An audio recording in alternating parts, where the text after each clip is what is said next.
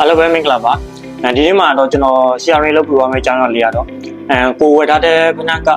authentic ဟုတ်လားမတူလားဆက်လားဆိုတာဘယ်လိုမျိုး online မှာ free ဆက်လို့ရမယ်ဆိုတာကျွန်တော်ပြောပြသွားမှာဖြစ်ပါတယ် okay ကျွန်တော်တို့ကဗျာshowroom ကဖနက်တရားဝယ်လာပြီးပြထားလိုက်ပါတော့အဲ့ဒီဖနက်ကသူတို့ကတော့ဆက်လို့တော့ပြောတာပဲဒါပေမဲ့ကိုကတူလားဆက်လားပြီးရင်လို့ကိုကဘယ်လိုမျိုး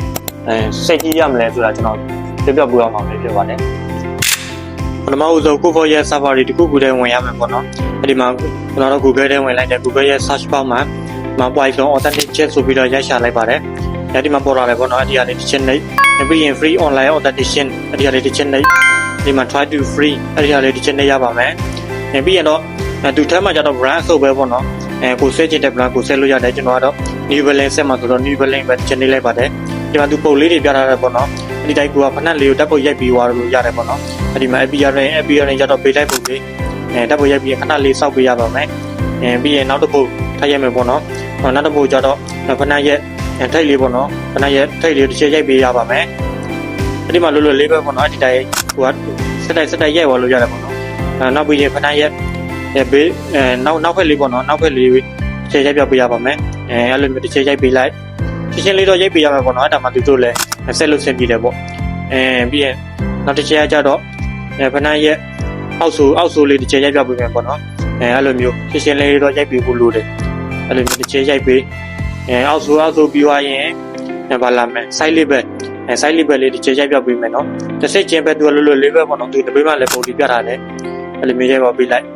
side label ပြီးရင် message အဲ့ဒီဟာလေး message လေးကိုလည်းကိုကတစ်ချက်ဆိုလေးထုတ်ပြီးတော့ရိုက်ပေးရမှာပေါ့နော်အဲ့လို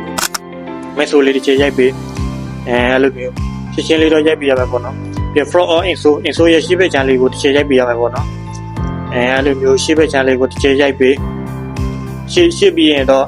နောက်ဘက်ချမ်းလေးတစ်ချက်ရိုက်ပေးရမှာပေါ့နော်ရှင်းလေးတော့ရိုက်ပေးဖို့တော့လိုတယ်ဗျ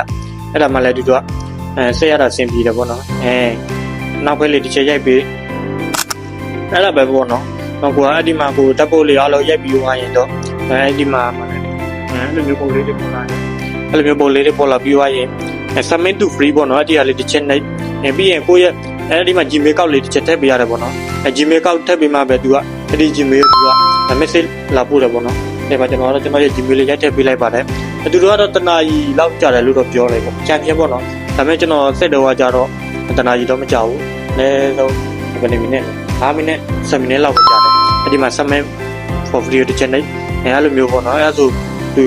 ဟိုလောက်နေပြီပေါ့နော်ခဏကိုဆက်နေပြီပေါ့နော်ခဏလေးတော့ကိုကစောက်ပေးရတယ်ပေါ့ okay အဲ့ဒါပဲပေါ့နော် okay ခဏလေးကြာတော့သူကျွန်တော်စီကို Gmail ပို့လာတယ်အဲ့ဒီမှာ Python ဆိုပြီးတော့ပေါ့နော်ဒီမှာကိုက editor တစ်ချက်ဝင်ကြည့်လိုက်ရင်ဒီမှာကိုရဲ့ခဏရဲ့ result က pass ဖြစ်တယ်ပေါ့နော်